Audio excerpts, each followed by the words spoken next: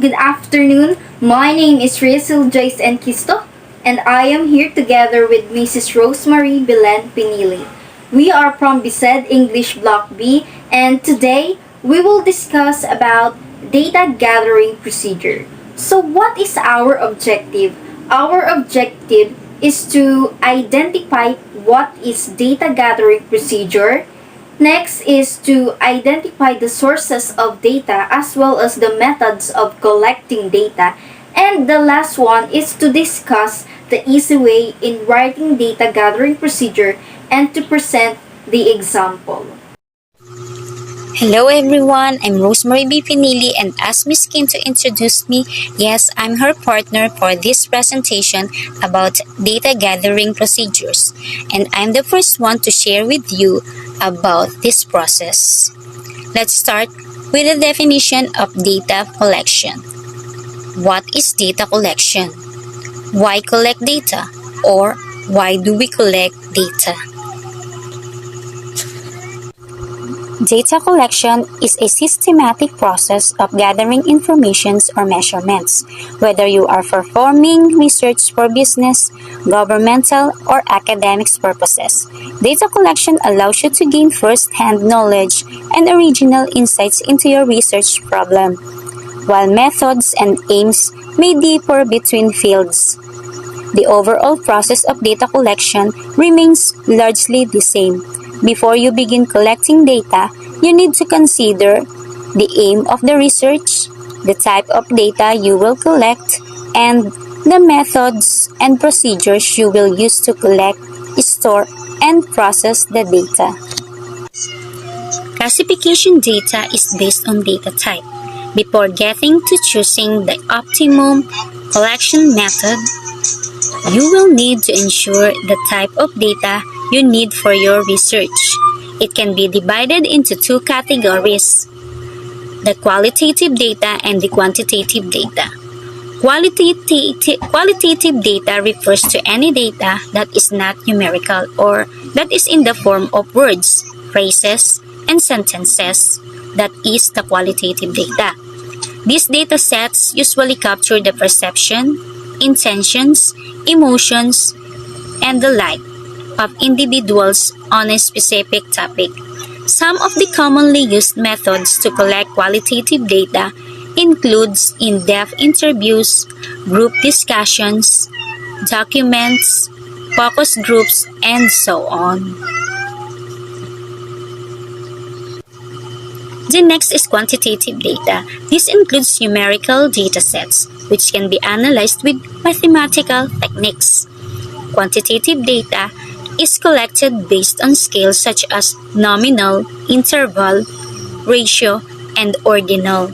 Resultantly, this data is usually more accurate, reliable, and credible. The most common data collection methods for quantitative data are surveys and questionnaires, observations, structures interviews, experiments, and the like. In addition, the difference from the qualitative data to quantitative data is that in qualitative data is most likely to provide answers to questions such as why and how. It consists of an open-ended questions and descriptive answers, and little or no numerical value. It's also an excellent way to gain insight into your audience's thoughts and behavior. In an open-ended surveys, allow the respondents much more freedom and flexibility when providing their answers. Whereas in quantitative data, research is most likely to provide answers to questions such as who, when, where, what, and how many. In quantitative data, it uses closed-ended surveys. It offers predefined answer options the respondent must choose from. Qualitative data and quantitative data are based on data type of classification of data, and here are the procedure based on the collection of process. The primary and secondary data. In primary data, it is the first-hand data that you directly collect from individuals. primary data makes for a fresh data set that has never been published, used, or altered by any other individual. In here, there are two ways which can be utilized in data gathering, the controlled and uncontrolled. In controlled experiment can be done and you can record the behavior and you can interact with your participants, while in uncontrolled is in contrast. You can force or impose to your respondent the things you want from them to answer the questions you have given. Here are the 5 methods of collecting data. First is the questionnaire and survey. As the name says, a questionnaire is a set of questions that are directed towards a topic, which questions are set with the objective of learning an individual's perspective and test hypotheses with the same. Questionnaire and survey sets are distributed among large populations with the intention to gather responses. You can use this method of collecting data for both qualitative and quantitative research. The second is interviews. It is a method of collecting data by directly asking questions from the respondents. You may conduct an interview face-to-face, on phone calls, or video calls. An interview may be between an interviewer and a respondent, or multiple interviewers and a respondent.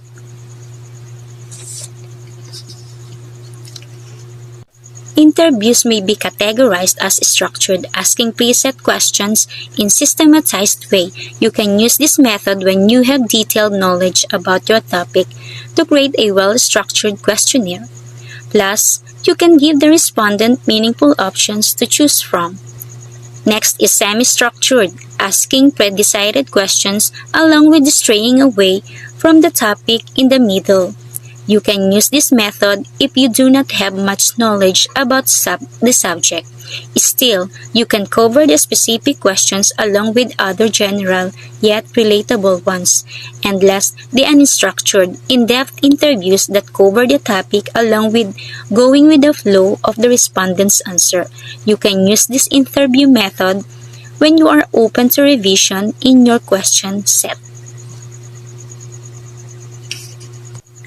Focus group is the third of the 5 methods. It is a process where a relatively small group of people come together to discuss the topic of interest.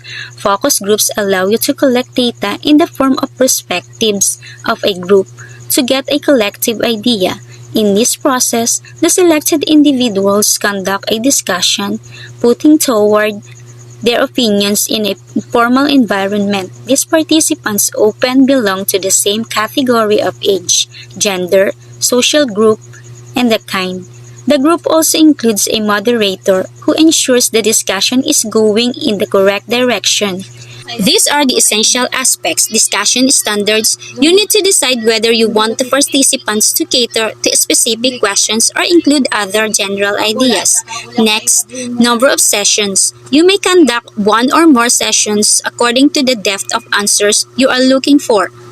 Third, number of groups. You may decide to hold multiple focus groups, each of different categories like age, gender, health status, income status, and the like. Fourth is participant quantity. The average number of focus group participants is 6 to 10. However, you may choose a smaller or larger group. Okay, now I'm done with my part, so I will call my partner Ms. Quinto to continue and share further information about this data gathering procedure. Ms. Quinto, please. Thank you. Hello everyone, my name is Reazil, Joyce, and Quisto from BSED English Block B, and for the continuation of our report, let's have the 4th method of collecting data, which is direct observation. So what is direct observation? Direct observation, it is a method wherein an observer analyzes the activities and behaviors of individuals in a natural setting. In this process, You do not need to ask any questions or prompt the respondents to act in a certain way. So here are the requirements. You need to need to a setting or situation that you can observe. Next is you need to inform a system or set of standards to make observations, and the observations that you make, you need to record it simultaneously. And here are a few methods of observation for you to choose from. First is casual or scientific. A casual observation does not require a technical setup or measurement, whereas scientific observation requires measurement tools. Next is natural. It is done in a natural environment without altering the behavior of individuals or the setting. Next is objective and subjective. Objective observation includes observing the setting or individuals, while subjective observation refers to monitoring your own experiences. Next is direct or indirect. Direct observation lets you analyze the live ongoings of individuals, while indirect observation includes observing recorded actions. Next is participant or non-participant. Participant observation requires the observer to be a part of the observed. In comparison, the non-participant observation does not require any relationship between the observer and the observed. Here are the step-by-step procedure for direct observation in collecting data. The first one is to choose the setting that is fitting for your observation. Second is to decide the methodology for observing from the options mentioned above. Third is to choose a way to observe. For example, answering questions, filling templates, forms, etc. And the fourth one is to decide the recording manner and conduct the observation. So, in this method, make sure you do not let the individuals notice that you are observing them. Choose the observers who do not know about the goals and hypotheses, as it may be bias their observation.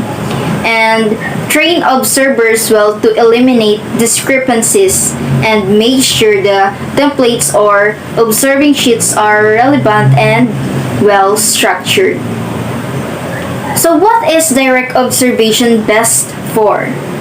You can use this approach if you want the responses to be completely free from observer bias. Plus, if you wish to observe the natural behavior of individuals without any pressure or restriction, direct observation is optimum. So, the last method of collecting data is the documents or document review. So, what is documents or document review? In this type of data collection method, you need deal with any other individual. If you have access to essential existing sources such as documents and records, you can use them to collect data. The data you will get will be secondary data and may be quantitative or qualitative in nature. So here are the requirements. You need to have significant records and documents to extract data from, ensuring these documents are accurate, gaining access or permission to these documents. So you can choose from one of the three primary types of documents. So the first one is the public records. These are documents of an organization that are readily available to the public. For example, annual financial reports, company policies, firm mission, company reports, and etc. This may be available in a company records or on digital platforms. Next is the private documents. These are personal information that an individual keeps hidden from the public. Such documents may include an individual's experiences, opinions, beliefs, and more. For example, emails, journals, personal reports, etc. So, other materials, these are other documents that are generally available. This may include flyers and brochures, newspapers, posters, handbooks, etc. So, here are the document review step-by-step procedure. The first one is to determine the type of documents you require to collect data for your topic. Next is to access the documents that you have decided to analyze. Next is compile the essential documents that will answer your questions and remove the rest. Next is dig about the document's background and ensure their accuracy. Next is summarize all the data that you took from the document. So here are the tips. Documents may not directly answer your questions. Next is to hold to the little useful information you get. And make sure to double check wherever possible as documents may be incomplete or inaccurate. And documents may be biased, so make sure to investigate thoroughly. So what is document review best for?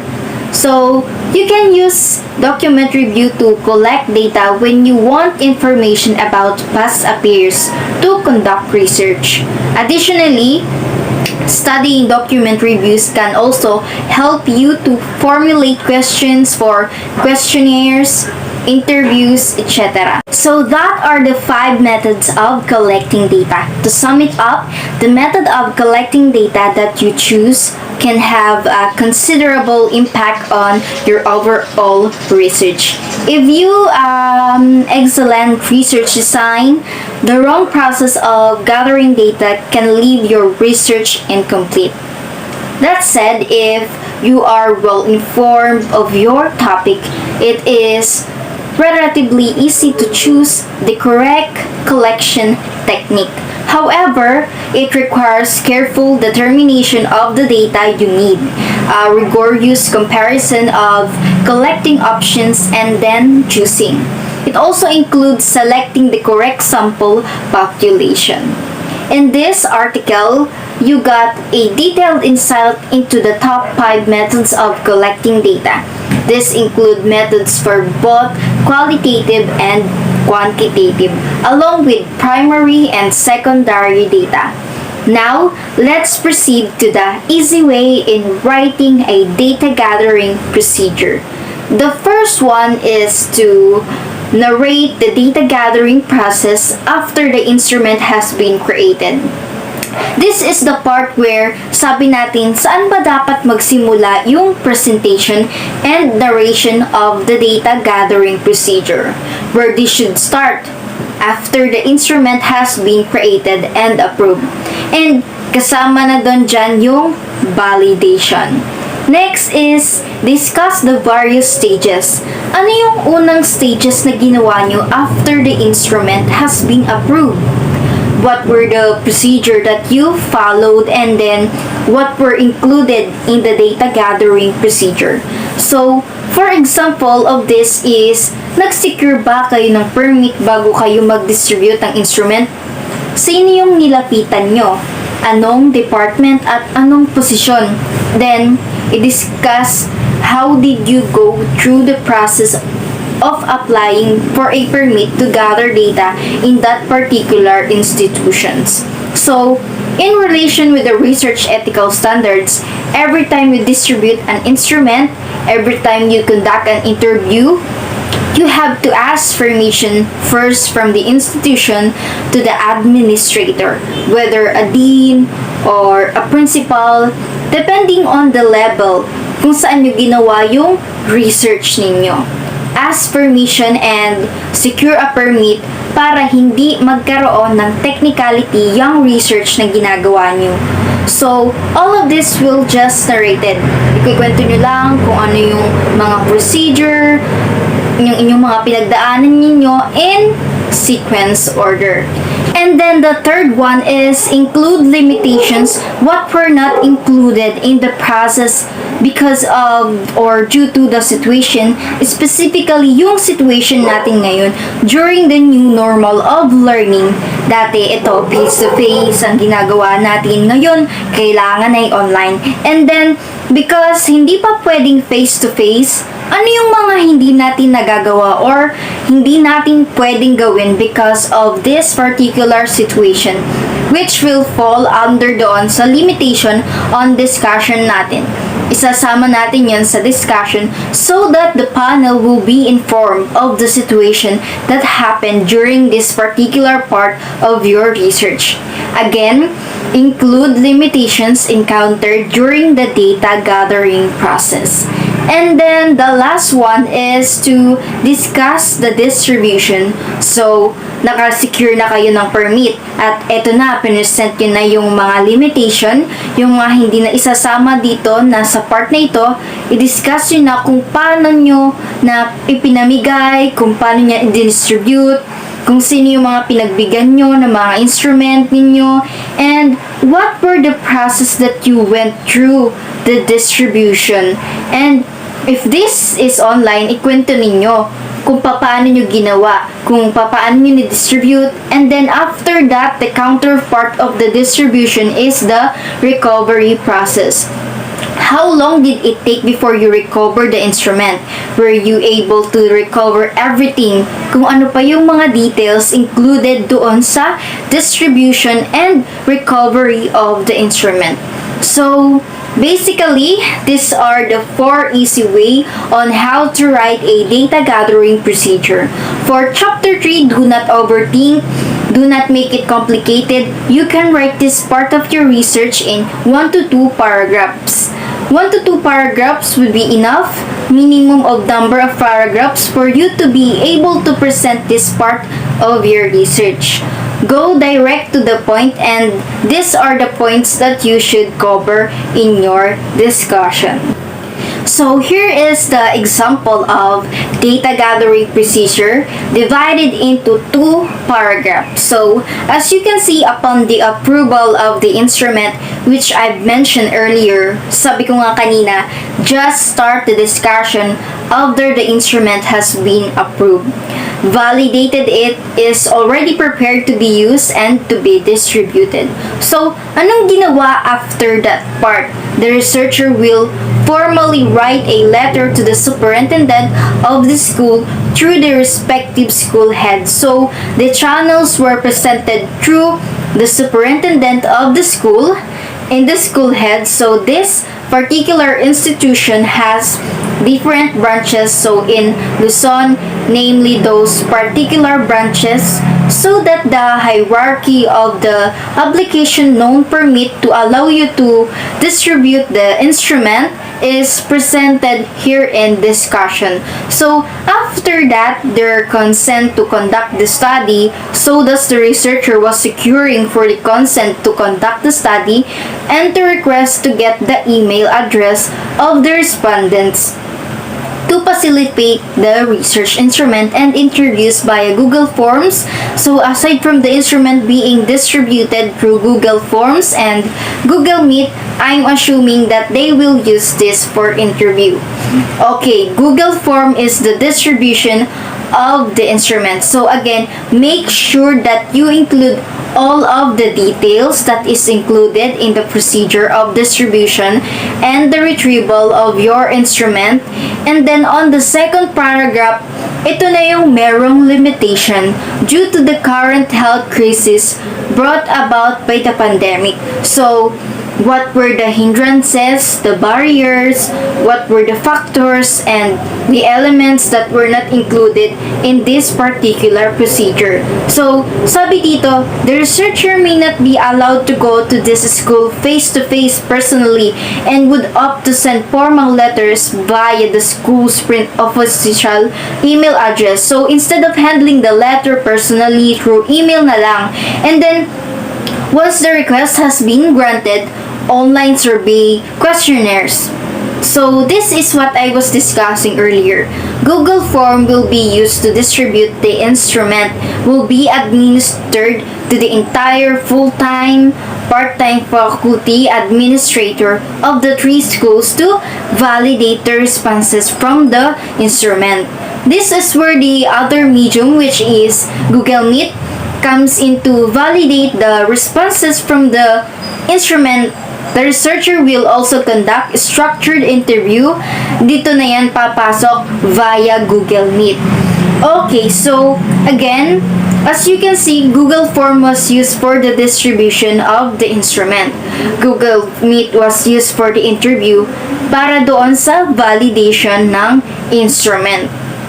So, everything is in place, everything is sound, and everything is simple within 2 paragraphs.